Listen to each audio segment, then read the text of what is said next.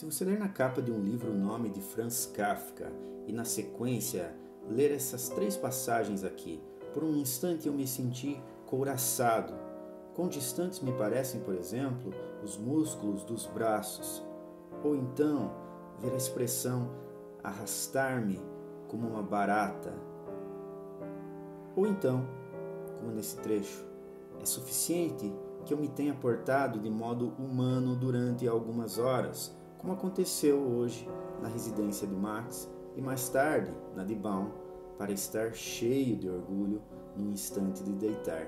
Talvez você pense que se trate da novela A Metamorfose, de Franz Kafka também, evidentemente, em que Gregor Samsa, após uma noite de sonhos intranquilos, acorda metamorfoseado num inseto monstruoso.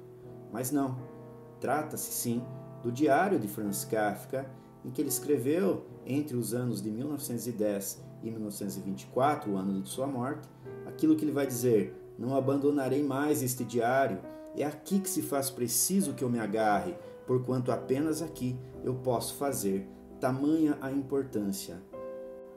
Percebe-se nesse diário toda a sensação de estranhamento consigo mesmo, a opressão diante dos outros, a sensação de culpa, a literatura como algo vital para ele, a sua autocrítica, a sua autodiminuição, os bloqueios criativos, a sua relação com o judaísmo, a relação com o pai, a relação com Felice Boyer. Tudo isso sempre denota para Franz Kafka uma sensação de estranhamento, de estranheza. Felice Boyer, por exemplo, sempre, em geral, se relaciona com Kafka por meio de correspondências, que é onde ele, segundo o próprio diário, ele tem liberdade, ele se coloca efetivamente.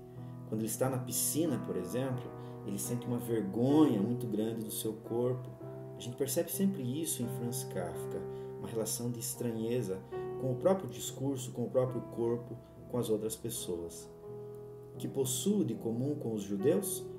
Apenas dificilmente possuo qualquer coisa de comum comigo mesmo e deveria conservar-me muito calado a um canto, satisfeito por poder respirar.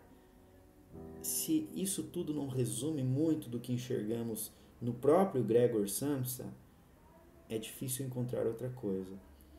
É possível, então, olhar para Franz Kafka e se relacionar também com a sua obra, mas não de um biografismo amador ou mesmo ingênuo. Cadáver de um afogado, arrastado por uma corrente até a superfície, que choca com algum nadador fatigado e procura apegar-se a ele. O cadáver não volta à vida, na realidade nem pode ser salvo, mas em troca pode afundar consigo o nadador. Esse trecho demonstra que Franz Kafka também traz uma espécie de tom fabulativo, de parábola ao seu próprio diário. Interessante perceber isso. Ele vai dizer: sou de pedra, sou a minha própria lápide tumular, sem qualquer fresta para a dúvida, nem para a fé, para o amor, nem para a repulsa, para a audácia, nem para a angústia, em particular ou em caráter geral. Apenas uma tênue esperança vive, porém, à maneira das inscrições nos túmulos.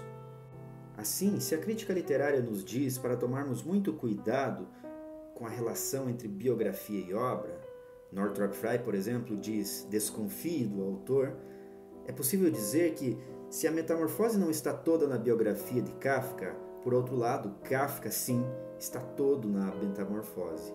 Ele diz: no decorrer destes últimos anos, não troquei 20 palavras por dia com a minha mãe, não troquei senão cumprimentos com meu pai.